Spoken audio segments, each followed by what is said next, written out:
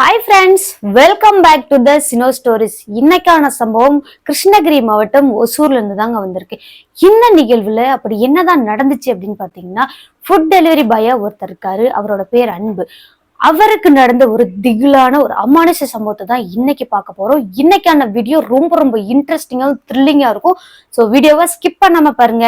Video பிடிச்சிருந்தா like பண்ணுங்க, share பண்ணுங்க, கமெண்ட் பண்ணுங்க. இது மாதிரி உங்களோட வாழ்க்கையில ஏதாவது ஒரு திகிலான ஹாரரான சம்பவங்கள் நடந்துருந்துச்சு அப்படின்னா அதை நம்மளோட சேனல்ல அப்லோட் பண்ணணும்னு நீங்க ஆசைப்பட்டீங்கன்னா என்னோட வாட்ஸ்அப் எண்ணுக்கு டைப் பண்ணியோ அல்லது வாய்ஸ் நோட்டாவோ அனுப்பி வைக்கலாம். கண்டிப்பா அது நம்மளோட சேனல்ல வீடியோவா அப்லோட் பண்ண முடியும். ஓகே ஃப்ரெண்ட்ஸ், நம்ம அதிகமா பேச வேண்டாம், வீடியோக்குள்ள போகலாம் வாங்க. கிருஷ்ணகிரியில ஒசூர் பகுதியில அன்பு அப்படின்றவங்க தன்னோட மனைவியோட 2 பெண் குழந்தைகளோட வாழ்ந்துட்டு இருக்காங்க. இவங்க லவ் மேரேஜ் தான் பண்ணிக்கிட்டாங்க. அதனால அன்பு வீட்டு அப்பா அம்மாவும் சரிங்க, அந்த பொண்ணோட வீட்லயும் அப்பா அம்மா சரிங்க, 2 பேருமே ஒத்துக்கவே இல்லை. நீங்க எப்படி வாழுவீங்க நாங்களும் பாக்குறோம் அப்படின்ற மாதிரிதான் அவங்களும் இருந்திருக்காங்க. அதனாலேயே அன்பு அப்படின்றவங்க என்ன பண்றாங்கன்னா, நம்ம எப்படியாவது இவங்க முன்னாடி நல்லபடியா வாழணும், அதுக்கப்புறமா தான் அவங்க வீட்டுக்கு நம்ம போகணும்னு ஒரு வைராகியத்தோட இருந்திருக்காரு. அதே போல அவரும் அந்த ஒசூர் பகுதியில சுத்தி உள்ள சின்ன சின்ன கம்பெனிகள் எல்லாம் போய் வேலை கேட்டு பாக்குறாங்க. அப்படி வேலை செய்யற இடத்துலயுமே இவருக்கு கம்மியான சம்பளம் தான் கிடைக்குது. இந்த சம்பளத்தை வச்சு ஃபேமிலி ரன் பண்ணலாம், ஆனா கொஞ்சம் சேவிங்ஸ் வேணும் அப்படின்றதுக்காக இவர் என்ன பண்றாருன்னா, கம்பெனி விட்டு ஒரு 6 மணி 6:30 வந்துட்டாரு அப்படின்னா மறுபடியும் ஒரு 7 மணி பக்கமா ஒரு ஹோட்டலுக்கு போயிட்டு ஃபுட் டெலிவரி பாயா வேலை செய்யறாரு. அந்த ஹோட்டல்ல பாத்தீங்கன்னா இவரோட டிரைவிங் லைசன்ஸ் எல்லாமே கொண்டுட்டு போய் ப்ரூஃபோட தான் கொடுத்துட்டு அதுக்கப்புறமா தான் வேலைக்கு சேர்ந்திருக்காரு. அதுக்கப்புறமா அந்த ஃபுட் டெலிவரி வேலையில கொஞ்சம் இவருக்கு இன்கம் கிடைக்குதுங்க. அந்த இன்கம்மை இவங்க சேவிங்ஸா பயன்படுத்த ஆரம்பிச்சிருக்காங்க. அதுக்கப்புறம் இவங்களோட வாழ்க்கை கொஞ்சம் கொஞ்சமா முன்னேறி வர டைம்ல இந்த அன்பு அப்படின்றவங்களுக்கு ஒரு திகிலான சம்பவம் நடக்குது. அது என்ன அப்படின்னு பாத்தீங்கன்னா, எப்பவுமே அன்பு அப்படின்றவங்க ஒரு 7 மணிக்கு அந்த வேலைக்கு போனாங்க அப்படின்னா 12 மணி 12:30 பக்கமா வீடு திரும்பிடுவாங்கங்க. அதுதான் அவரோட டைமும் கூட. அதே போலதான் அன்னைக்கு காலையில அவர் எப்பவுமே ரெகுலரா வேலைக்கு போற அந்த கம்பெனில போயிட்டு ஒர்க் பண்ணிட்டு ஈவினிங் ஒரு 6 மணி 6:30 அவங்க வீட்டுக்கு வந்துடுறாங்க. வந்துட்டு மறுபடியும் ரெஃப்ரெஷ் ஆயிட்டு 7 மணிக்கு அந்த ஹோட்டலுக்கு போறாங்க. ரொம்பவே ஃபேமஸான ஒரு ஹோட்டல், அதனால அங்க நிறைய ஆர்டர்ஸ் எல்லாம் கூட வரும். அதே போல அன்னைக்கு ஃபுல்லாவே எல்லா ஆர்டரும் டெலிவரி பண்ணிட்டு சரி வீட்டுக்கு கிளம்பலாம் அப்படின்னு பார்க்கும்போது மணி பாத்தீங்கன்னா ஒரு 11:45 ஆயிடுச்சுங்க. இந்த டைம் நமக்கு கரெக்டான டைம் தான், நம்ம வீட்டுக்கு போயிடலாம் அப்படின்னு இவர் கிளம்பும் போது அவருக்கு ஒரு போன் வருது. யார்கிட்ட இருந்துன்னு பாத்தீங்கன்னா அந்த ஹோட்டலோட மேனேஜர்கிட்ட இருந்துதாங்க. என்ன சொல்றாங்க அப்படின்னு பாத்தீங்கன்னா, எப்பா கோவிச்சுக்காம இந்த ஒரே ஒரு டெலிவரி மட்டும் பண்ணிட்டு போயிருப்பா அப்படின்னு கேக்குறாங்க. அப்படி கேட்டதுமே சரிங்க அப்படின்னு இவரும் மறுக்காம, அன்பும் மறுக்கலைங்க. அதே போல அந்த டெலிவரி எடுத்துட்டு போறேன்னு சொல்லிட்டாங்க. அந்த அட்ரஸ் எல்லாம் வாங்கிக்கிட்டாங்க. அந்த ஃபுட் டெலிவரி பண்ணணும் இல்லையா, அந்த அட்ரஸ் எல்லாம் வாங்கிக்கிட்டு அதுக்கப்புறமா அன்பு என்ன பண்றாங்கன்னா, அவங்க என்ன ஆர்டர் பண்ணிருக்காங்கன்னு பாத்தீங்கன்னா பிரியாணி ஆர்டர் பண்ணிருக்காங்க. ஒரு சிக்கன் பிரியாணி ஒரு 2 பார்சலா ஆர்டர் போட்டிருக்காங்க.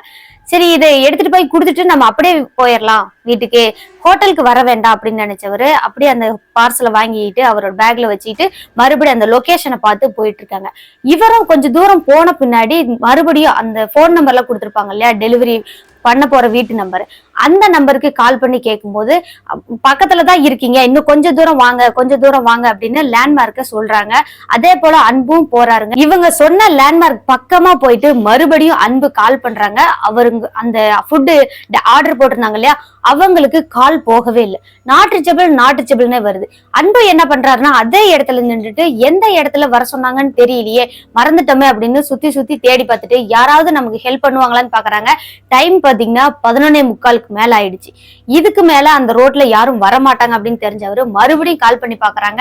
கால் பண்ணவர் அப்படியே கொஞ்சம் தூரம் மூவ் ஆகி போயிட்டே இருக்காங்க. அந்த அவங்க சொன்ன தெருவிலேயே தான் இருக்காரு அன்பு, ஆனா எந்த வீடுன்னு தெரியல. அப்படியே அந்த தெருவோட கடைசிக்கு போயிட்டாருங்க. அப்பவும் இவருக்கு அந்த போன் வந்து நாட் ரீச்சபிள்லயே தான் இருந்திருக்கு. அதுக்கப்புறமா அந்த தெருவை விட்டு கொஞ்சம் தூரம் போய் பார்த்தா அங்கங்க அந்த தெரு வந்து ஃபுல்லா நெருக்க வீடா இருந்துச்சு. அந்த தெருவை தாண்டி பார்க்கும்போது வீடு வந்து கொஞ்சம் கொஞ்சம் தள்ளி தள்ளி தான் இருந்திருக்கு. ஒரு 100 மீட்டருக்கு ஒரு வீடு அந்த மாதிரி தான் இருந்திருக்கு. இந்த வீட்டு பக்கத்துல யாராவது இருந்திருப்பாங்களா, யாராவது கால் பண்ணிருப்பாங்களா அப்படின்னு மறுபடியும் அந்த வழியா போயிட்டு இருக்காங்க. அந்த தெருவை தாண்டி இன்னும் கொஞ்சம் தூரம் அப்படி போயிட்டு ஒரு கடைசி வீடுங்க. அந்த வீடு பாத்தீங்கன்னா அப்படியே பாதி கட்டியும் கட்டாத மாதிரியான ஒரு வீடு. அந்த வீட்டுக்கிட்ட போய் நின்றுட்டு இவர் என்ன பண்றாருன்னா, ஃபுட் டெலிவரி பண்ணாங்க, ஃபுட் ஆர்டர் பண்ணாங்க இல்லையா, அவங்களுக்கு கால் பண்றாங்க. கால் பண்ணிட்டு எங்கங்க இருக்கீங்க, உங்களுக்கு எத்தனை தடவை போன் பண்றது, நாட் ரீச்சபிள்னு வருது அப்படின்னு அன்புவை போட்டு திட்டுறாங்க. என்னங்க சொல்றீங்க, நான் உங்களுக்கு போன் பண்ணா உங்களுக்கு தாங்க நாட் ரீச்சபிள்னு வருதுன்னு 2 பேரும் அப்படியே வாக்குவாதத்துல இருந்துட்டு சரி எங்கதான் வரணும் சொல்லுங்க அப்படின்னு கேட்கும்போது மறுபடியும் அன்பு எங்க இருக்கிறாங்கன்னு கேக்குறாங்க. அப்போ அந்த பாதி கட்டியும் கட்டாத வீடோட லேண்ட்மார்க் சொல்றாரு. சொன்னதுமே அந்த வீடா அப்படின்னு பதறிட்டு அதுக்கப்புறம் போன் வந்து ஆன்ல தான் இருக்கு, அவங்க பேசுறது எதுவுமே அன்புக்கு கேட்கவே இல்லை. மறுபடியும் என்னடா ஆச்சு, டவர் எதுவும் இல்லையா அப்படின்னு மொபைல் நல்லா எடுத்து பாக்குறாரு. பார்க்கும்போது அவங்க லைன்ல தான் இருக்காங்க, ஆனா அவங்க பேசுறது கேட்கவே இல்லை. கட் பண்ணிட்டு மறுபடியும் கூப்பிட்டா நாட் ரீச்சபிள்னு வருது. என்னடா இப்படி வந்து நம்ம இந்த டைமுக்கு மாட்டிக்கிட்டோமே, போனா வீட்டுக்குனாலும் போயிருந்திருக்கலாமே அப்படின்னு இவர் அப்படியே கொஞ்சம் கடுப்பாயி அந்த வண்டியை திருப்பிட்டு மறுபடியும் வரலான்னு போகும்போது சரி இந்த வீட்டு பக்கத்துல தான் யாராவது இருப்பாங்களா அப்படின்னு ஒரு வீடா போய் பார்க்கலாம் அப்படின்னு பாக்குறாரு. அப்படின்னு நினைச்சவரு அந்த பாதி கட்டியும் கட்டாத வீடு மாதிரி இருக்குன்னு சொன்னா இல்லையா, அந்த வீடு வந்து சரி இப்பதான் கட்டிட்டு இருப்பாங்க போல, இங்கதான் அவங்க தங்கிருக்குவாங்க போல அப்படின்னு நினைச்சிட்டு அந்த வீட்டுக்குள்ள ஃபர்ஸ்ட் போய் பார்க்கலான்னு போறாங்க. அப்படி போன இடத்துலதான் இவருக்கு ஒரு திகிலான சம்பவம் நடக்குது, ஒரு அமானுஷ்யமான நிகழ்வுகள் நடக்குது. சரி ஓகே, இந்த கட்டியும் கட்டாத வீட்டுலதான் கண்டிப்பா வேலை செஞ்சுட்டு இருக்கிறதுனால இங்க இருந்துதான் ஆர்டர் கொடுத்துருப்பாங்க அப்படின்னு நினைச்சிட்டு அன்பு என்ன பண்றாருன்னா வண்டி அப்படி நிறுத்திட்டு அந்த பிரியாணி எடுத்துட்டு வீட்டுக்குள்ள போறாரு. அப்படி போனவர் அந்த என்ட்ரன்ஸ்ல போய் வாசப்படி பக்கத்துல நின்று பார்க்கும்போது அந்த வீட்டுக்குள்ள ஒரு 2 லைட் மட்டும் சின்னதா ஒரு 0 வாட்ஸ் பல்ப் மாதிரி 2 எரிஞ்சிட்டு இருக்கு.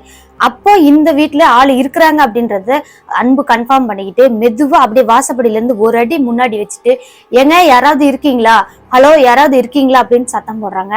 அப்படி சத்தம் போடும்போது எந்த ஒரு ரியாக்ஷனுமே இல்லைங்க, யாருமே எதுவுமே பேசவும் இல்லை, அங்க ஆள் இருக்கிற மாதிரி அவருக்கு தெரியவே இல்லை.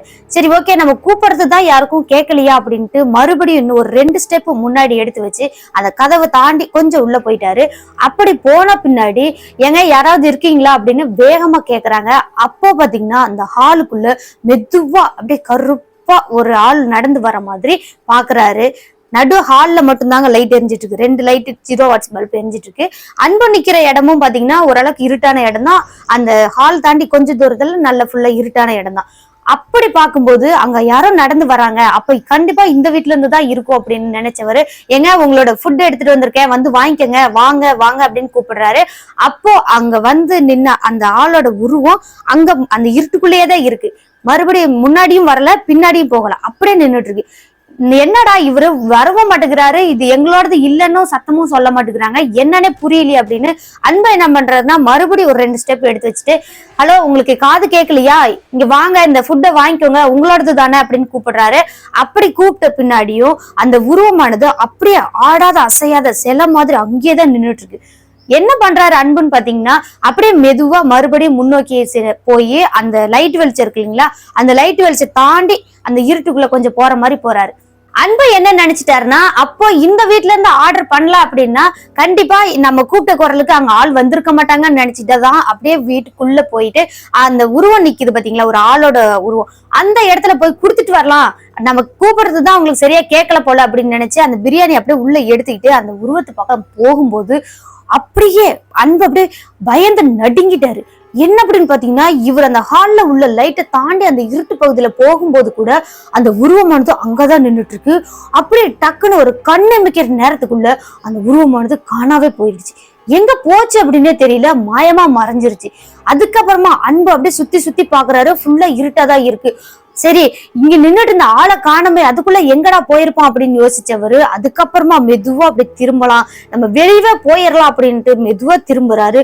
அப்படி திரும்பினவரு அப்படியே மிரண்டு ஆடி போய் அதே இடத்துல நின்னுட்டாரு. என்ன நடந்துச்சு அப்படின்னு பாத்தீங்கன்னா அந்த உருவமானது அங்க இருட்டுல நின்றுட்டு இருந்துச்சுல, அது அப்படியே நேரா அந்த ஹால் பக்கத்துல வந்து ஒரு சின்னதா சேர் ஒண்ணு இருக்கு, மரச்சேரு, அந்த சேர்ல அப்படியே அந்த பக்கம் வாசப்படியை பார்த்தபடி அன்பு வந்தார் இல்லையா அந்த வழிய பார்த்தபடி உட்கார்ந்துட்டு இருக்க மாதிரி இருக்கு. என்னடா நம்ம இங்க பார்த்தது அப்படி கண்ணுமிக்க நேரத்துல காணா போனது அங்க எப்படி போயிருக்கோம் அப்படின்னு மெதுவா அப்படியே பக்கமா நெருங்கி போலான்னு பாக்குறாரு. அப்படி போகும்போதுதான் அன்பு இன்னொரு விஷயத்தையும் பாக்குறாரு. என்ன அப்படின்னு பாத்தீங்கன்னா அந்த உருவத்துக்கு அப்படி தோல் எல்லாம் இல்லவே இல்லைங்க, அப்படி தோல் இல்லாம வெறும் எலும்பு கூடு மட்டும் இருந்தா எப்படி இருக்கும் அந்த மாதிரி அழுகுன அப்படியே தோலோட புழுவெல்லாம் அப்படியே மிதந்துட்டு இருக்க மாதிரி அவ்வளவு ஒரு கோரமா இருந்திருக்கு அந்த உருவம். என்னடா இப்படி இருக்கே அப்படின்னு மறுபடியும் அந்த ஹாலோட அந்த லைட் வெளிச்சத்துல நல்லா பாக்குறாரு அன்பு. அப்பதான் அன்புக்கு புரிஞ்சிருக்கு அது ஒரு மனுஷனே கிடையாது அப்படின்னு. அப்படியே உடம்பெல்லாம் நடுங்கி போயிடுச்சு அன்புக்கு. அதுக்கப்புறமா மெதுவா அந்த ஹால் வழியா தான் நம்ம எப்படி வெளியே போயாகணும், இந்த உருவமானது நம்மள என்ன பண்ணும் அப்படின்றதும் இவருக்கு தெரியவே இல்லை. அப்படியே மெதுவா நடந்து போகலான்னு ஒரு 2 ஸ்டெப் வச்சதும் அப்படியே அந்த வாசப்படி பக்கம் அன்புக்கு ஆப்போசிட் சைட்ல உட்காந்துட்டு இருந்தான் அந்த உருவம். அப்படியே சேரோட எந்திரிக்கவே இல்லைங்க, சேரோட அப்படியே ரொட்டேட் ஆகுற மாதிரி ரொட்டேட் ஆகி அப்படியே அன்பு அந்த முகத்தை பாக்குறாரு. அப்படி பார்த்தவரு அப்படி நடுங்கி போயிட்டாரு. என்ன அப்படின்னு பாத்தீங்கன்னா அந்த ரொட்டேட் ஆன உருவம் அப்படியே அங்கங்க சதைங்கெல்லாம் உள்ள அழுகுன மாதிரி இருக்கு, எலும்புகள்லாம் மேலாவே தெரியுது.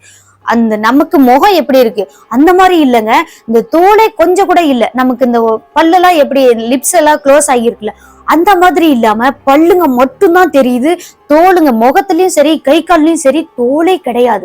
அப்படியே உக்காந்துட்டு இருக்கிற உருவத்தை பார்த்துட்டு அன்பு வேகமா கத்திட்டு அப்படியே ஓட்டம் பிடிக்கலான்னு பார்த்தாலும் இந்த உருவத்தை தாண்டி போக முடியாது. என்ன பண்றதுன்னு புரியாம அதே இடத்துல மயக்கம் போட்டு கீழே விழுந்துட்டாரு. மயக்கம் போட்டு கீழே விழுந்தவரு எவ்வளவு நேரம் அங்க விழுந்து கிடந்தாருன்னு தெரியல, எப்படி அவரு ஹாஸ்பிட்டலுக்கு போனாருன்னு தெரியல. கண்ணை முழிச்சு பார்க்கும்போது ஹாஸ்பிட்டல்ல இருக்காங்க. சுத்தி அவங்களோட மனைவி 2 பெண் குழந்தைங்க 3 பேரும் இருந்திருக்காங்க. அதுக்கப்புறமா அன்பு அப்படியே சுத்தி சுத்தி பார்த்துட்டு அவங்க மனைவி கிட்ட நான் எப்படிமா இங்க வந்தேன் அப்படின்னு கேட்கும்போது, என்னங்க டெலிவரிக்கு போன இடத்துல டெலிவரி கொடுத்துட்டு மறுபடியும் வீட்டுக்கு வரணும்னு தெரியாதா, அதே இடத்துல படுத்து தூங்குன மாதிரி மயக்கம் போட்டு கீழே கிடந்திருக்கீங்க. அந்த வழியா போறவங்க அந்த வீட்டுக்குள்ள யாரோ அந்த பைக் நிக்கிறத பார்த்துட்டு அதுக்கப்புறமா வீட்டுக்குள்ள போய் பார்த்திருந்திருக்காங்க காலையில ஒரு 6 மணிக்கு. அதுக்கப்புறம் அந்த பக்கத்துல இருக்கிறவங்க எல்லாம் உள்ள போய் பார்க்கும்போதுதான் அன்பு அங்க அப்படியே மயக்கம் போட்டு கீழே விழுந்திருக்காருங்க. என்னடா யாருமே இந்த வீட்டு பக்கம் வரமாட்டாங்க, இங்க ஒரு பையன் வந்து மயக்கம் போட்டு விழுந்திருக்கானே அப்படின்ட்டு அதுக்கப்புறமா அன்போட மொபைல்ல எடுத்து பார்த்திருக்காங்க. அதுக்கப்புறமா தான் இவங்க ஹாஸ்பிட்டல்ல போய் சேர்த்துட்டு அன்போட மனைவிக்கு போன் பண்ணிருக்காங்க. ஹாஸ்பிட்டல்ல சேர்த்ததுக்கு அப்புறம் அன்போட மனைவிக்கு போன் பண்ணிட்டு இந்த இடத்துல உங்க கணவர் மயங்கி விழுந்திருந்தாரு, நாங்க தான் கொண்டுட்டு வந்து ஹாஸ்பிட்டல்ல சேர்த்திருக்கோம் அப்படின்ட்டு எந்த ஹாஸ்பிட்டல்ல என்னன்னு எல்லாமே விஷயத்தெல்லாம் சொல்லிட்டு அதுக்கப்புறமா தான் அந்த பக்கத்து வீட்டுல இருந்து வந்தாங்க இல்லையா ஒரு 2-3 பேர், அவங்களோட வீட்டுக்கு போயிருக்காங்க. அதுக்கப்புறமா அவங்க மனைவி என்ன சொல்றாங்கன்னா, நீங்க ஆர்டர் கொடுக்க போனது வேற அட்ரஸா, நீங்க எப்படி அங்க போனீங்க அப்படின்னு கேக்குறாங்க. என்னங்க ஒரு தெரு தாண்டி போயா நீங்க அட்ரஸ் தேடிட்டு இருப்பீங்க, என்னதான் நடந்துச்சு அப்படின்னு கேக்குறாங்க. அப்போ அன்பு என்ன சொல்றாருன்னா, இல்லம்மா ஆர்டர் வந்து அந்த நம்பருக்கு நான் கால் பண்ணேன், நாட் ரீச்சபிள் வந்துச்சு, எந்த அட்ரஸ்ன்னு எனக்கு சரியா தெரியல, அப்படியே அந்த வீட்டை தேடிக்கிட்டே நான் போகும்போதுதான் அந்த லாஸ்ட் வீட்டுல போய் நான் அங்கதான் ஆளு இருப்பாங்கன்னு நினைச்சிட்டு உள்ள போனேன், எப்படி நான் மயக்கம் போட்டு விழுந்தேன்னு எனக்கே தெரியல அப்படின்னு மட்டும் சொல்லியிருக்காங்க. அங்க நடந்த விஷயம் எதுவுமே சொல்லல. இன்னும் ஒரு முக்கியமான விஷயம் என்ன அப்படின்னு பாத்தீங்கன்னா, அன்போட மனைவி வந்து என்ன சொல்லியிருக்காங்கன்னா, நீங்க மயக்கம் போட்டு கீழே விழுந்தீங்க, அந்த இடத்துல பிரியாணியோட போயிருந்திருப்பீங்க போல, அந்த வீடே ஃபுல்லா நாய்ங்க எல்லாம் அந்த பிரியாணி எல்லாம் சாப்பிட்டு ரொம்பவே டேமேஜ் பண்ணிருக்கு அப்படின்னு அந்த பக்கத்து வீட்டுக்காரங்க எல்லாம் சொல்லியிருக்காங்க.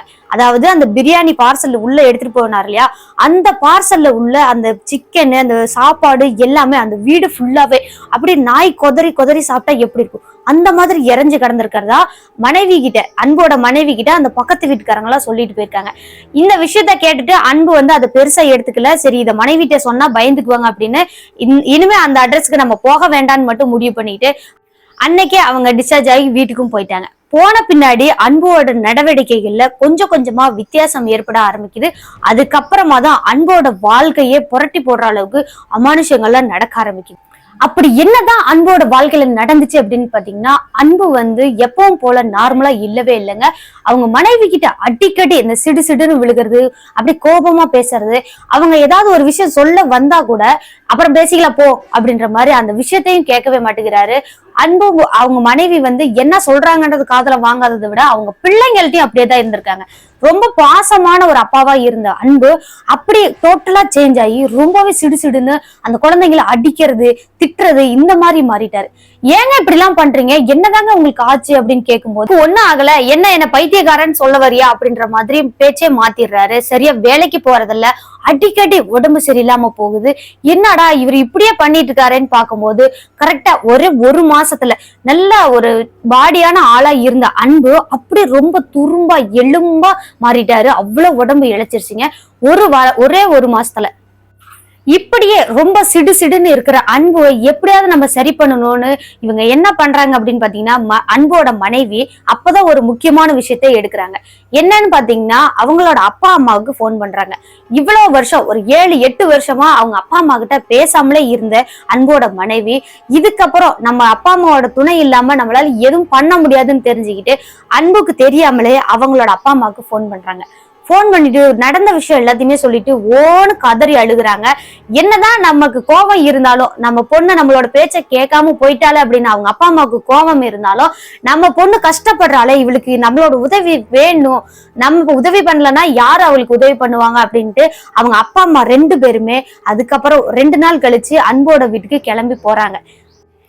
கிளம்பி போயிட்டு பார்க்கும்போது அன்போட முகமும் சரிங்க, அவர் ஆள் தோற்றமும் சரி வித்தியாசமா இருக்கு. அவங்க லவ் பண்ணும் போது அன்பு பார்த்திருக்காங்க. அப்போ இருந்த ஆள் மாதிரி இப்ப இல்லவே இல்லை. என்னடா இப்படி இருக்கிறாரு அப்படின்னு நினைச்சவங்க அதே போல அன்போட அப்பா அம்மாவுக்கும் அந்த அன்போட மனைவி போன் பண்ணி சொல்லிட்டாங்க. இந்த மாதிரிதாம்மா நடக்குது, ரொம்ப கஷ்டமா இருக்கு, ரொம்ப பிரச்சனையா இருக்கு, நீங்க வாங்க அப்படின்னு கூப்பிட்டு இருக்காங்க. அதே மாதிரி அவங்களும் வந்திருக்காங்க. இந்த அமானுஷத்துல ஒரு நல்ல விஷயம் என்னன்னு பாத்தீங்கன்னா, அவங்க குடும்பம் 2மே ஒன்னா சேர்ந்த ஒரு தருணம் தாங்க. அதுக்கப்புறமா அந்த குடும்பம் 2ம் சேர்ந்த பின்னாடி ஒரு வாரம் அவங்களோட வீட்டுல தங்கி இருந்து அவங்களோட பிரச்சனையெல்லாம் சால்வ் பண்ணணும்னு நினைச்சிட்டு அவங்க தங்கியிருக்காங்க. ஒரு வாரம் தங்கின பிறகுதான் அந்த வீட்டுல உண்மையாவே நிறைய அமானுஷங்கள்லாம் நடக்குதுன்னு இவங்களுக்கு தெரிய வருது. என்ன அப்படின்னு பாத்தீங்கன்னா, அன்பு ஒரு ரூம்ல படுத்துட்டு இருக்காருங்க. அவங்க மனைவி, அவங்க 2 குழந்தைங்க 2 பேரும் ஹால்ல படுத்துட்டு இருக்காங்க. அந்த அப்பா அம்மா 2 குடும்பத்தோட அப்பா அம்மா இருக்காங்களா, அவங்க எல்லாம் தனி ரூம்ல படுத்துட்டு இருக்காங்க. அப்படி படுத்துட்டு இருக்கும்போது மணி பாத்தீங்கன்னா ஒரு 12 மணி 1 மணி இருக்கும். அந்த டைமுக்கு அப்படியே வீட்டு வாசலுக்கு பக்கமா ஓடி அப்படியே ஜல் ஜல் ஜல் ஜல்னு அந்த கொலுசு சத்தம் கேக்குதுங்க. அப்படி கேட்கும் போதெல்லாம் அன்பு அவரோட ரூம்ல படுத்துட்டு இருக்காரு. அவர் அப்படியே டக்குன்னு எந்திரிச்சு, நல்ல ஆழ்ந்த தூக்கத்துல இருந்தாலும் கூட அப்படியே டக்குன்னு எந்திரிச்சு உட்காந்து பயங்கரமா ஆவேசமா சிரிக்க ஆரம்பிக்கிறாரு. என்னடா இவர் இப்படி சிரிக்கிறாரு அப்படின்னு அப்பா அம்மாவுக்கு ஒண்ணுமே புரியல. அன்போட அப்பா அம்மாவுக்கு அந்த சத்தத்தை கேட்டுட்டு எல்லாருமே அன்போட ரூம் பக்கமா போய் எட்டி பாக்குறாங்க. அப்படி வித்தியாசமான முறையில இருக்கிறாரு. அன்பு மாதிரி அது தெரியல. அப்படியே ஒரு பயங்கரமான எலும்பு கூடு இருக்கிற மாதிரி, வேற ஒரு ஆளோட தோற்றம் மாதிரி.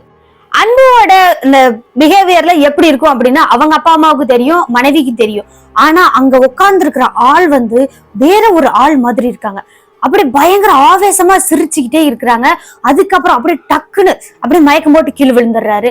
அதுக்கப்புறம் சரி தூங்கதான் ஆரம்பிச்சுட்டான், இவனுக்கு ஏதோ கெட்ட கனவு வந்திருக்கும் போல அப்படின்னு நினைச்சவங்க மறுபடியும் அவங்க ரூம்ல போய் படுக்க ஆரம்பிக்கிறாங்க. அதுக்கப்புறமா அடுத்த நாள் காலையில அன்போட மனைவி அங்க ஹால்ல உட்கார்ந்துட்டு இருக்காங்க. அப்போதான் அவங்க அப்பா அம்மா 2 பேரும் 2 குடும்பத்துல இருந்தோம், அன்போட அப்பா அம்மா அப்புறம் அந்த பொண்ணோட அப்பா அம்மா எல்லாருமே ஒன்னா உட்காந்து பேசிட்டு இருக்கும்போது அன்போட மனைவி சொல்றதை கேட்டுட்டு அவங்க இந்த குடும்பமே சேர்ந்து அப்படியே நடுநடுங்கி போயிடுச்சு. என்ன அப்படின்னு பாத்தீங்கன்னா, இந்த மாதிரிதான் அங்க ஃபர்ஸ்ட் மயக்கம் போட்டு கீழே விழுந்து ஹாஸ்பிட்டல்ல இருந்து வந்தார் இல்லையா, ஹாஸ்பிட்டல்ல இருந்து வந்ததுல இருந்து இந்த மாதிரியே பண்றாரு. நடுராத்திரில பயங்கரமான ஒரு கொலுசு சத்தம் மாதிரி கேட்கும். அதுக்கப்புறம் இவர் வித்தியாசமான முறையில சிரிக்குவாரு. ஒரு நாள் ஆவேசமா வேகமா கத்திக்கிட்டு வீட்டு விட்டுலாம் கூட ஓடி இருக்காரு. ஓடுனவரை பின்னாடி போய் துரத்திட்டு போய் பிடிக்கலாம் அப்படின்னாலும் அப்படியே அடக்கவே முடியாத அளவுக்கு ஆவேசமா இருப்பாராம். அதுக்கப்புறம் கொஞ்ச நேரத்துல அவரே மறுபடியும் வீட்டுக்கு வந்துருவாராம். இந்த மாதிரி நிறைய வித்தியாசமான முறைகள்ல நடக்கிறது மட்டும் இல்லாம, இவர் நல்ல ஆழ்ந்த தூக்கத்துல இருக்கும்போது ஒரு நாள் அவங்க மனைவி என்ன பண்றாங்கன்னா, சரி ஹஸ்பண்ட்க்கு உடம்பு சரியில்லாததுனாலதான் இந்த மாதிரி இருக்காரா அப்படின்னு அப்பப்போ இவங்க நைட்ல அந்த ஹாஸ்பிட்டல்ல இருந்து வந்த புதுசுல எந்திரிச்சு போய் பாக்குறது உண்டாம். அந்த மாதிரி இவங்க ஒரு நாள் அந்த ரூம்ல போய் எட்டி பார்க்கலான்னு போகும்போது அன்பு ஒரு கட்டில படுத்துட்டு இருக்காருங்க. அந்த கட்டில அன்பு போத்தி படுத்திருக்காரு. அதே மாதிரி அன்பு மாதிரியே இந்தாண்ட ஒரு உருவம் அப்படியே போர்வை இழுத்து போத்துனபடியே படுத்துட்டு இருக்கிறத அவங்க மனைவி தத்ரூபமா பாக்குறாங்க. பார்த்த பிறகு அந்த லைட்டை போட்டுட்டு மெதுவா மறுபடியும் உள்ள போலாமான்னு போகும்போது லைட்டை போட்டதும் டக்குன்னு அந்த உருவம் அப்படி எந்திரிச்சு ஜன்னல் வழியா ஓடுற மாதிரி பார்த்திருக்காங்க. ஒரு கருப்பான உருவம் தாங்க. அதுக்கு உருவனே சொல்ல முடியாது, ஒரு ஆணா அது ஒரு பெண்ணா அது, ஆனா மனுஷனோட உருவம் அப்படின்றது மட்டும் தெரியுது. அதோட முகமே சரியா தெரியவே இல்லை. அதனால இவங்க மனைவி அப்படியே லைட் போட்டதும் சர்ன்னு அந்த ஜன்னல் வழியா ஓடுறத பார்த்துட்டு பயந்தடிச்சு வெளியே ஓடிருக்காங்க. அதுக்கப்புறமா இவங்க கத்திட்டு வெளியே ஓடுனதை பார்த்து அன்பு அப்படியே தூக்கத்துல இருந்து எந்திரிச்சிட்டு இவளுக்குதான் ஏதோ ஆயிடுச்சு அப்படின்னு அப்படியே அன்போட மனைவியை 2 திட்டு திட்டிட்டு அமைதியா இருக்க மாட்டியா, நடுராத்துல இப்படி கத்துறன்னு திட்டிட்டு அப்படியே மெதுவா படுக்கிறாங்க. அதுக்கப்புறம் அந்த ரூம் லைட் ஆஃப் பண்ணிட்டு அப்படியே மெதுவா அன்போட மனைவி ஹாலுக்கு வர்றாங்க. அப்படி இவங்க அந்த ஹால்ல அவங்க பொண்ணுங்களுக்கு பக்கத்துல வந்து படுக்கும் போதுதான் அவங்களோட மனைவிக்கு தூக்கி வாரி போடுற வகையில இன்னும் ஒரு சம்பவம். என்ன அப்படின்னு பாத்தீங்கன்னா, அப்படியே அன்பு பேய் பிரம்ம பிடிச்ச மாதிரி, பேய் பிடிச்சவங்க எப்படி இருப்பாங்க, அப்படியே அவங்களோட பாட்டுக்கு அவங்க இருப்பாங்க, நம்ம என்ன சொன்னாலும் காது கேட்காத மாதிரி இருப்பாங்க இல்லையா, அதே மாதிரி அன்பு என்ன பண்றாருன்னா அப்படியே மெதுவா ரோபோ மாதிரி எங்கேயுமே அந்தாண்டு இந்தாண்டு திரும்பவே இல்லை. அவரு பாட்டுக்கு நேரா நடந்து வந்து அப்படியே அன்போட மனைவியை போட்டு அழுத்த ஆரம்பிச்சுட்டாரு. என்னதான் நடக்குதுன்னு அன்பு அவங்க மனைவிக்கு புரியவே இல்லைங்க. அப்படியே அந்த படுத்த இடத்துல இருந்து அவரை விளக்கவே முடியல. ஒரு வழியா அவர் கீழே தள்ளி விட்டுட்டு எந்திரிச்சவங்க அப்படியே அன்பு ஒரு அடி அடிச்ச பின்னாடிதான் அன்பு அப்படியே மயக்கம் போட்டு கீழே விழுந்த மாதிரி விழுந்திருக்காரு. அதுக்கப்புறம் தண்ணியில தெளிச்சு எழுப்பி விட்டு பார்க்கும்போதுதான் நான் எப்படி இங்க வந்தேன் அப்படின்னு அன்பு கேட்கிறாரு. அப்போதான் அவங்க மனைவிக்கு புரிஞ்சிருக்கு இது ஒரு அமானுஷம், இவருக்கு ஏதோ பேய் தான் பிடிச்சிருக்கு அப்படின்றத அவங்க அப்பதான் நம்புறாங்க. அதுக்கப்புறமா தான் அவங்க அப்பா அம்மாவுக்கு எல்லாம் போன் பண்ணிருக்காங்க. இந்த விஷயம் எல்லாத்தையுமே அவங்களோட அப்பா அம்மா, அந்த அன்போட அப்பா அம்மா எல்லாருக்கிட்டையும் சொல்றாங்க. சொன்ன பின்னாடி அவங்களோட அப்பா அம்மா, அன்போட அப்பா அம்மா என்ன சொல்றாங்கன்னா, நம்ம ஒரு நல்ல தர்காவுக்கு போலாம் அப்படின்னு சொல்றாங்க. அப்போ அன்போட மனைவி அவங்க அப்பா அம்மா என்ன சொல்றாங்கன்னா, இல்லங்க எங்களுக்கு தெரிஞ்சவங்க எங்க ரிலேட்டிவ்லயே இருக்காங்க அப்படின்னு சொல்லிட்டு ஒரு மாந்திரிகவாதியே சொல்றாங்க. சொன்ன பின்னாடி ஒரு சாமியார், அந்த சாமியார அப்படியே கையோட வீட்டுக்கு கூட்டிட்டு வரேன் அப்படின்னு அந்த அன்போட மனைவியோட அப்பா வெளியே போயிட்டு அவங்களோட ஊருக்கு போயிருக்காங்க. போயிட்டு இன்னைக்கு ஒரு நாள் நைட்டு மட்டும் எப்படியாவது சமாளிச்சு இருங்க, கண்டிப்பா நாளைக்கு காலையில அவரை பேசி கூட்டிட்டு வரேன், தேவையான பொருள் எல்லாம் நானே வாங்கிட்டு வந்துடுறேன்னு சொல்லிட்டு அன்போட மனைவி அவங்க அப்பா சொல்லிட்டு போயிருக்காங்க. அதுக்கப்புறமா அன்னைக்கு நைட்டு இவங்க எல்லாருமே மிரண்டு போற வகையில ஒரு சம்பவம் நடக்குது. என்ன அப்படின்னு பாத்தீங்கன்னா, அன்னைக்கு நைட்டு அன்பு எப்பவும் போல சாப்பிட்டு படுக்கிறாரு. அவங்க அப்பா அம்மா வந்ததுல இருந்தே கூடங்க அன்போட அப்பா அம்மானா அன்புக்கு ரொம்ப பிடிக்கும், ரொம்ப பாசமா இருப்பாரு. அப்பவும் அவங்க கிட்டயும் ரொம்ப கோவமா சிடுசிடுன்னு கொஞ்சம் கடுப்போடயே இருந்திருக்காரு. அதே போல அன்பு மனைவி அவங்க அப்பா அம்மா வந்திருந்தப்பயும் அப்படியேதான் இருந்திருக்காரு. சரி அப்படின்னு இதையும் பெருசுப்படுத்தாதவங்க அன்னைக்கு நல்லா சாப்பிட்டுட்டு இருக்கும்போது அன்பு வந்து நார்மல் நிலைமை இருந்திருப்பாரோ என்னமோ, அம்மா எப்பம்மா வந்தீங்க, என்னம்மா பண்றீங்க, நல்லா இருக்கீங்களா அப்படின்ற மாதிரி நல்லபடியா விசாரிச்சுட்டு அப்படியே மெதுவா அந்த ரூம்ல போய் படுக்கிறாரு சாப்பிட்டு முடிச்சுட்டு. சரி ரூம்ல தான் தூங்கிட்டு இருக்கான் அப்படின்ட்டு அவங்க அப்பா அம்மா எல்லாருமே வெளியே உட்காந்து பேசிட்டு இருக்கும் போதுதான் அப்படியே திடீர்னு அன்புக்கு என்ன ஆச்சுன்னே தெரியலங்க. அப்படியே பகல்லையே ஒரு ஈவினிங் டைம்ல 3 மணிக்கு அந்த டைமுக்கு அப்படி பயங்கரமா ஆவேசமா சிரிச்சுட்டே இருக்காரு. சிரிச்சவர் என்ன சொல்றாருன்னா, கண்டிப்பா என்ன இங்க இருந்து துரத்த முடியாது, உங்களால முடியவே முடியாது அப்படின்னு ஆவேசமா பேசிட்டே இருக்கிறாரு. என்னடா இவன் நல்லாவே படுத்து தூங்கிட்டு இருந்தான், இவனுக்கு என்னதான் ஆச்சு அப்படின்னு அப்படியே மெதுவா எல்லாரும் எந்திரிச்சு போய் பார்க்கும்போது அப்படியே பட்ட பகல்லையேங்க ஒரு கருப்பான உருவம், அது உருவனே சொல்ல முடியாது, அப்படியே புகை மாதிரி, புகை மூட்டங்கள்லாம் சேர்ந்தா எப்படி இருக்கும் அந்த மாதிரி ஒரு உருவம் அன்போட ரூம் பக்கத்துல அன்புக்கு பக்கத்துலயே உக்காந்துட்டு இருக்கிறத அவங்க அப்பா அம்மா எல்லாருமே பார்த்துட்டு அப்படியே மிரண்டடிச்சுட்டு வெளியே ஓடுறாங்க. அப்படியே வெளியே அந்த அன்போட கதவை வந்து சாத்தலாம் அப்படின்னாலும் இவங்களுக்கு பயம். அப்படியே வெளியே ஓடி வந்து மெயின் டோரை மட்டும் லாக் பண்ணிட்டு வெளியவே உட்காந்துட்டு இருக்காங்க. வெளியவே திண்ணையிலே உட்காந்துட்டு இருக்காங்க மொத்த குடும்பமும். அதுக்கப்புறம் இவர் அப்படியே ஆவேசமா கத்துறாரு, உருள்றாரு, அந்தாண்டு இந்தாண்ட ஓடுறாரு, இதையெல்லாம் பண்ணிட்டு இருக்கிறாரு. கதவை வந்து வெளியே லாக் பண்ணிட்டு எல்லாரும் உட்காந்துட்டு அந்த சத்தம் அந்த ஜன்னல் வழியா எட்டி எட்டி அப்பப்போ பாக்குறது இந்த மாதிரியே பண்ணிட்டு இருந்திருக்காங்க. அதுக்கப்புறமா என்ன பண்றாங்கன்னா, அன்போட அப்பா இதுக்கு மேல பொறுக்க முடியாது அப்படின்னு மெதுவா கதவை திறந்து உள்ள போனவரு சாமி ரூமுக்கு போறாரு. போயிட்டு ஒரு எலுமிச்சை பழம், கொஞ்சம் திருநீர், ஒரு தண்ணியில கலக்கி திருநீரை மட்டும் எடுத்துக்கிட்டு எலுமிச்சை பழத்தை கையில எடுத்துக்கிட்டு அப்படியே அன்பு இருக்கிற ரூம் பக்கம் போறாரு. போனதும் அன்பு ஆவேசமா அப்படி கத்திட்டு இருக்கிறத பார்த்துட்டு திருநீர் வைக்கதான் விட மாட்டாரு அப்படின்னு அந்த தண்ணியை வந்து அவர் மேல தெளிச்சு விட்டதும் அப்படியே ஒரு தீயில ஒரு நமக்கே ஒரு சூடு பட்டா எப்படி இருக்கும், எப்படி துடிக்குவோம் அந்த மாதிரி ஒரு நெருப்பு குழிக்குள்ள இறங்கின மாதிரி அப்படி கத்திட்டு அப்படியே எரியுதுன்னு கத்துனவரு அதுக்கப்புறமா கொஞ்சம் கொஞ்சமா சாந்தமாகி அப்படியே தூங்க ஆரம்பிச்சிருக்காரு. அதுக்கப்புறமா தான் மொத்த குடும்பமும் உள்ள வந்திருக்காங்க. அந்த எலுமிச்சை பழத்தை வந்து அன்போட பாக்கெட்டுக்குள்ள போட்டு விட்டுட்டு இதுக்கப்புறம் எந்த ஒரு பிரச்சனையும் வராது, கண்டிப்பா வராதுன்னு சொல்லிட்டு அந்த திருநீர் கலந்த தண்ணியை வந்து அந்த ரூம் ஃபுல்லாவே தெளிச்சு விட்டுட்டு அதுக்கப்புறமா இவங்க என்ன பண்றாங்கன்னா, அன்னைக்கு நைட்டு எப்படியாவது அன்பை வந்து பாதுகாப்பா பாத்துக்கணும் அப்படின்னு நினைச்சிருக்காங்க. அதே மாதிரிதான் அன்னைக்கு நைட் வந்து அன்போட மாமனார் வந்து போன் பண்ணிருக்காரு அவங்களோட மனைவிக்கு. போன் பண்ணிட்டு என்ன சொல்றாங்கன்னா, கண்டிப்பா இன்னைக்கு ஒரு நாள் நைட்டு அன்பு பத்திரமா பாத்துக்கோங்க, ஏதாவது ஒரு அசம்பாவிதம் நடக்கிறதுக்கும் வாய்ப்பு இருக்கு, இல்லைன்னா அன்பு எங்கனாலும் வெளியே ஓடி போகிறதுக்கும் வாய்ப்பு இருக்கு, நீங்க தான் பார்த்து கவனமா பாத்துக்கணும்னு சொல்லியிருக்காங்க. அதே போல அன்னைக்கு எல்லாருமே சாப்பிட்டு முடிச்சுட்டு அன்பும் சாப்பிடும் போதெல்லாம் நார்மலா இருக்காருங்க, ஏதோ ஒரு டைம் நார்மலா இருக்கிறாரு. அதுக்கப்புறமா இவரு அப்படியே திடீர்னு மாற ஆரம்பிக்கிறாரு. அன்னைக்கு சாப்பிட்டு முடிச்சிட்டு ரூம்ல போய் படுக்கிறப்பா, ரொம்ப டயர்டா இருக்கு, எனக்கு என்னன்னே தெரியல, யாரோ என் மேல உட்கார்ற மாதிரியும் யாரோ என்னை போட்டு அழுத்துற மாதிரியும் இந்த மாதிரியே இருந்துட்டே இருக்கு, என்ன நடக்குதுன்னு எனக்கு ஒண்ணுமே புரியல அப்படின்னு சொல்லிட்டு அப்படியே சாப்பிட்டு முடிச்சவரு அந்த ரூம்ல போய் படுக்கிறாரு. படுத்ததும் இவங்க என்ன பண்றாங்கன்னா, உள்ள ஏதாவது அசம்பாவிதம் நடந்துருச்சுன்னா என்ன பண்றது அப்படின்னு கொஞ்சம் கதவை திறந்தபடியே வச்சிட்டு இருக்காங்க. ஆனா மெயின் டோரை வந்து உள்ளுக்குள்ளேயே நல்லா லாக் பண்ணி வச்சிருக்காங்க, வெளியே ஓடி போயிடக்கூடாது அப்படின்னு சொல்லிட்டு. அன்னைக்கு நைட்டு அதே மாதிரி ஒரு 11:45 12 மணி இருக்கும். அப்படியே ஜல் ஜல் ஜல் ஜல்னு கொலுசு சத்தம் மட்டும் பயங்கர வேகமா கேட்டிருக்கு.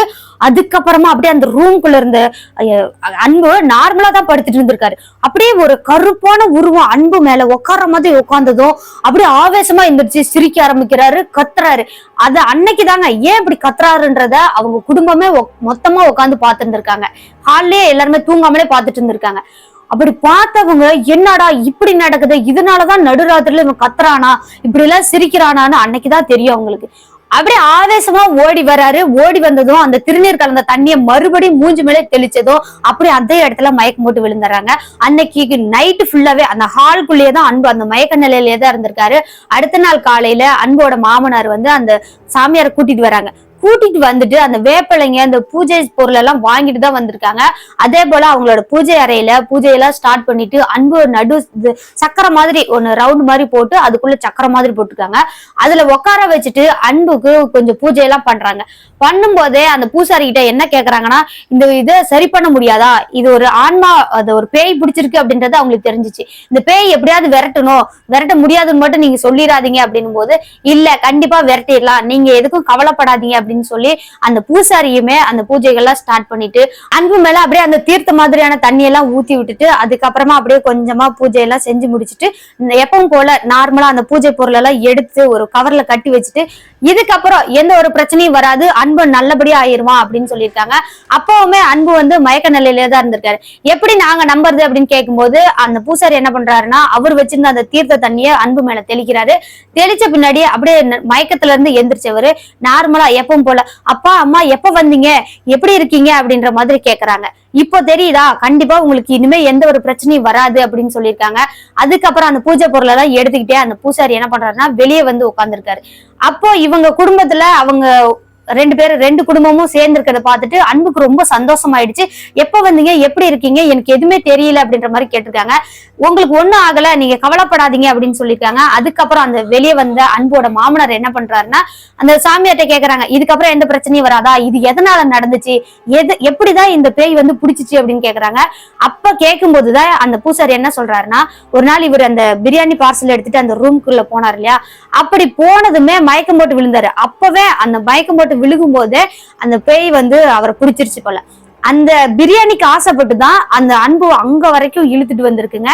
ஆனா இவரு டெலிவரி பண்ண வேண்டியது வேற ஒரு தெருவுல, இவருதான் மாத்தி வந்திருக்காரு. அந்த ஆன்மா வந்து அவர் வீட்டுக்குள்ள இழுத்து அப்படியே அந்த பிரியாணி எல்லாம் சாப்பிட்டுட்டு அப்படியே நாய் கொதறின மாதிரி இருந்துச்சுன்னு சொன்னாங்க இல்லையா, அதெல்லாம் இந்த பேயோட வேலைதான். அப்படியே அன்போட உடம்போடையே ஒட்டிக்கிட்டே இவங்க குடும்பத்துக்குள்ள நுழைஞ்சிருச்சு.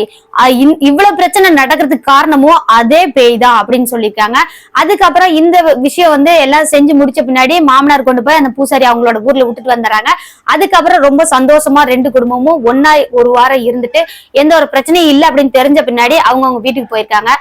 அந்த சம்பவத்துக்கு அப்புறம் அன்பு எப்பவும் போல நார்மலா தான் இருந்திருக்காரு. அவங்க குழந்தைங்களோட ரொம்ப பாசமா இருந்திருக்காங்க. அதே போல அவங்க அப்பா அம்மா மாமியார் மாமனார் எல்லாரோடய ரொம்ப பாசமா மிங்கிள் ஆகி பேச ஆரம்பிச்சிருக்காங்க.